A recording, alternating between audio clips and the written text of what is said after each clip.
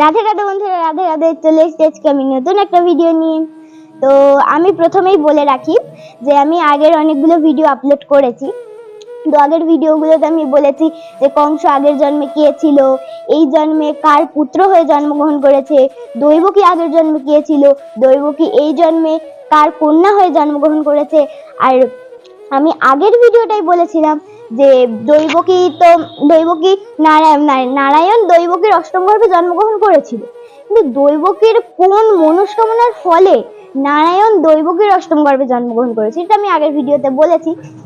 তো আজকের ভিডিওতে আমি বলবো যে নারায়ণের এই জন্মে মানে আগের জন্মে তো রাম রূপে নারায়ণ জন্মগ্রহণ করেছিল, আর তার পরের জন্মে নারায়ণের অগ্রজ অর্থাৎ দাদা হয়েছিল লক্ষ্মণ।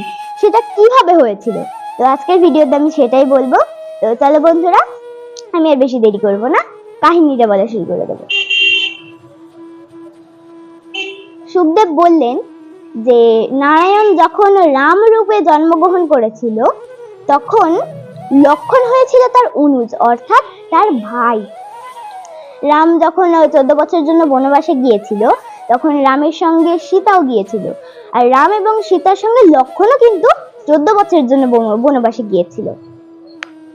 তো বনবাসে যে রাম যখন রাবণকে হত্যা করে অযোধ্যায় ফিরে এসে রাজ সিংহাসনে বসেছিল তখন রাম একটা সভার আর কি আয়োজন করেছিল। তো সভাতে অনেক মুনি ঋষি বিশিষ্ট ব্যক্তিবর্গকে আমন্ত্রণ জানিয়েছিল, আর সেই সবাই যাদের আমন্ত্রণ জানিয়েছিল সবাই এসেছিল। এবার সভা শুরু হওয়া মাত্রই যে রাম এত শক্তিশালী, রাবণকে হত্যা করেছে, এই নিয়ে রামের খুব প্রশংসা হচ্ছিল। তখন সেখানে উপস্থিত অগ্রজমণি বলল যে তোমরা যাই বলো, এখানে যে রাম রাবণকে হত্যা করেছে এখানে কিন্তু রামের থেকে লক্ষ্মণের কৃতিত্ব বেশি। তখন আমাদের রাম কে ছিল? নারায়ণ ছিল।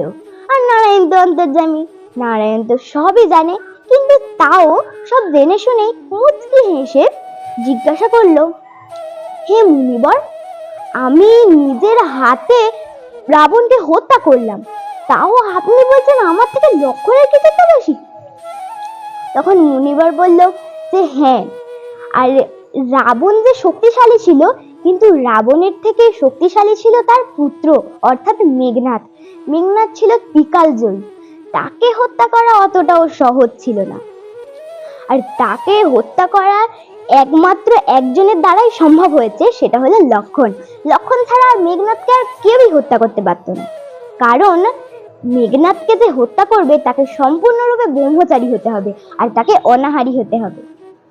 তখন নারায়ণ আর কি রাম একটু আবার মুচকি হেসে জিজ্ঞাসা করলো যে আমরা 14 বছর বনবাসে গিয়েছিলাম, আমার স্ত্রী সীতাও গিয়েছিল, লক্ষ্মণ আমার স্ত্রীর মুখ দেখেছে, তাহলে আপনি বলছেন যে লক্ষ্মণ ব্রহ্মচারী অর্থাৎ সে কোনো নারীর মুখ দেখেনি? আর আমি 14 বছর বনে গিয়ে প্রতিদিন লক্ষ্মণের হাতে একটা করে ফল দিয়ে আসতাম যে লক্ষ্মণ তুমি এটা খাও। লক্ষ্মণ সে ফল ভক্ষণ করেছে, আর আপনি বলছেন সে অনাহারী, সে কোনোদিন কিছু খায়নি?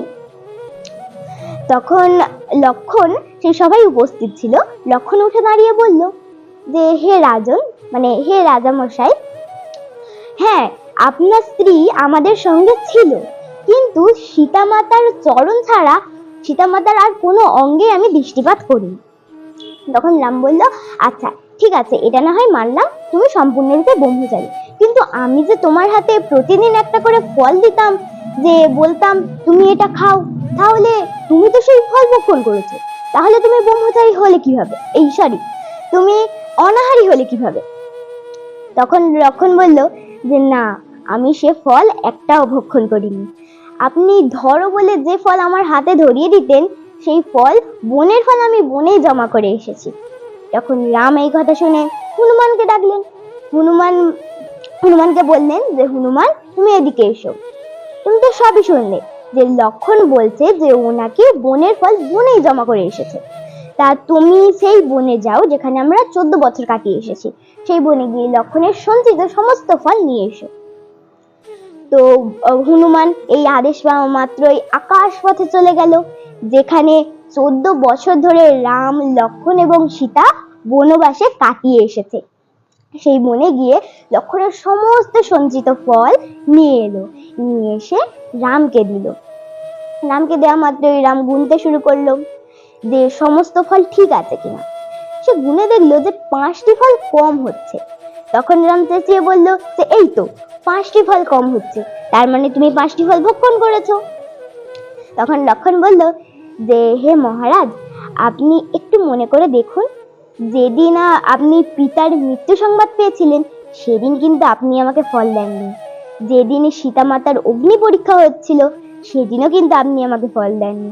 আর যেদিন পঞ্চবটি বনে রাবণ সীতাকে হরণ করেছে, সীতা মাতাকে হরণ করেছিল, সেদিনও কিন্তু আপনি আমাকে ফল দেননি। আর যেদিন আমাকে শক্তিশীল মানে বিঁধেছিল সেদিনও কিন্তু আপনি আমাকে ফল দেননি। আর যেদিন আমি পাতালে ছিলাম সেদিনও কিন্তু আমাকে ফল দেননি। আর এই সব মিলিয়ে 5 দিন আপনি আমাকে ফল দেননি, তাই এখানে 5টি ফল কম রয়েছে।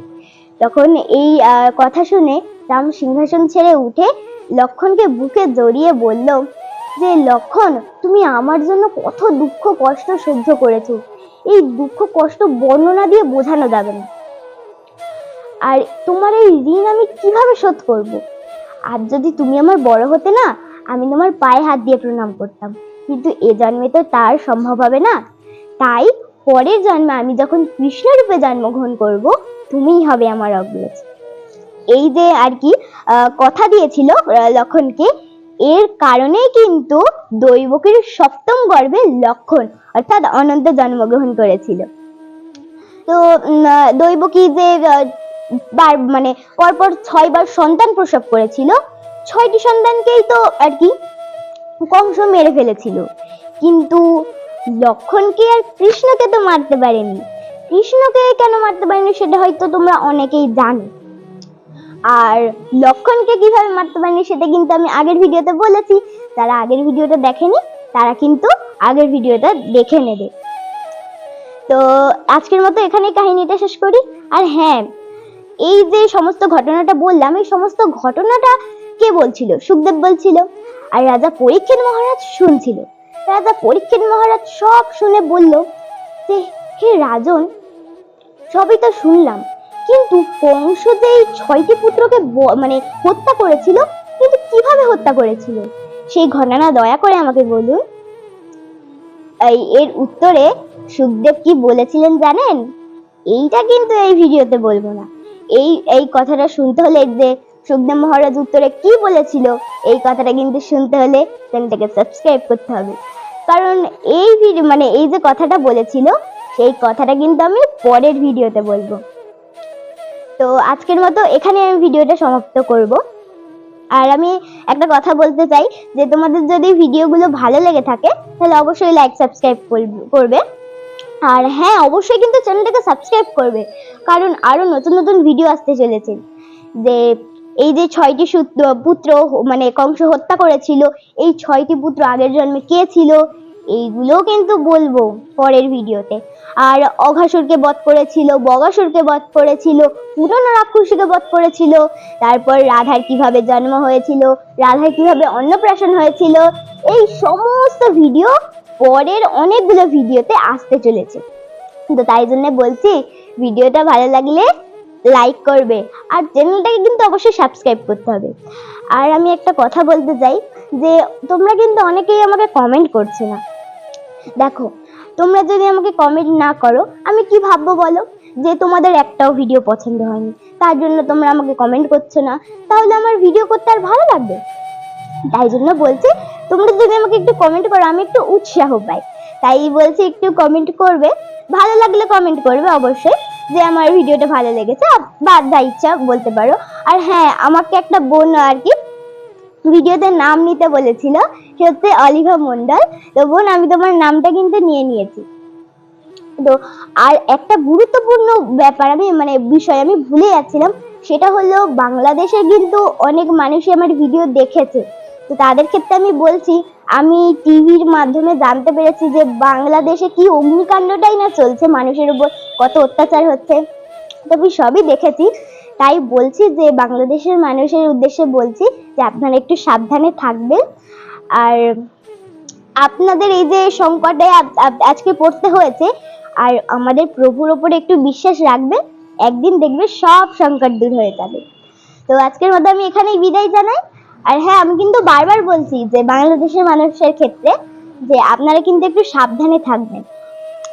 তো আজকের মতো আমি এখানেই বিদায় জানাই। এই ধরনের ভিডিও দেখতে হলে কিন্তু সাবস্ক্রাইব করতে হবে। তো আজকের মতো আমরা একটু নাম করে নিই, হরে কৃষ্ণ কৃষ্ণ কৃষ্ণ হরে হরে, হরে রাম রাম রাম হরে হরে, জয় নিতাই জয় গৌর নিতাই জয়। আজকের মতো আমরা এখানেই বিদায় জানাই। আজকের মতো টাটা।